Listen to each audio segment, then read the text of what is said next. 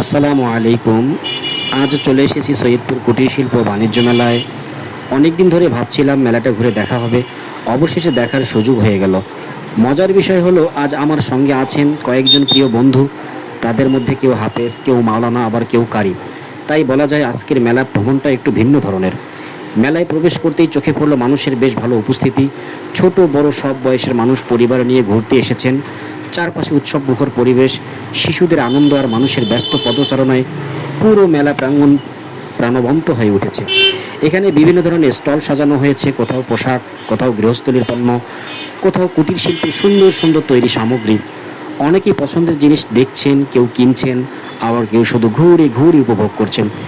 কুটির শিল্পের কিছু কাজ সত্যি প্রশংসার দাবি রাখে। আমাদের দেশের কারিগরদের হাতে তৈরি এসব পণ্যের মধ্যে রয়েছে আলাদা সৌন্দর্য। এমন আয়োজন স্থানীয় উদ্যোক্তাদের জন্য অনেক গুরুত্বপূর্ণ। মেলায় এক প্রান্ত থেকে আরেক প্রান্ত পর্যন্ত ঘুরে দেখার সময় বন্ধুদের সঙ্গে বেশ কিছু হাসি আড্ডাও হলো।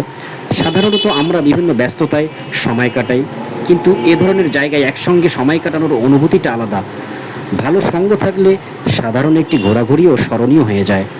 মেলায় শিশুদের জন্য বিভিন্ন বিনোদনের ব্যবস্থা রয়েছে। অনেক শিশু আনন্দ নিয়ে খেলাধুলা করছে, বিভিন্ন রাইডে উঠছে। তাদের উচ্ছ্বাস দেখলে নিজেরও ভালো লাগে। খাবার স্টলগুলোতে ছিল বেশ ভিড়।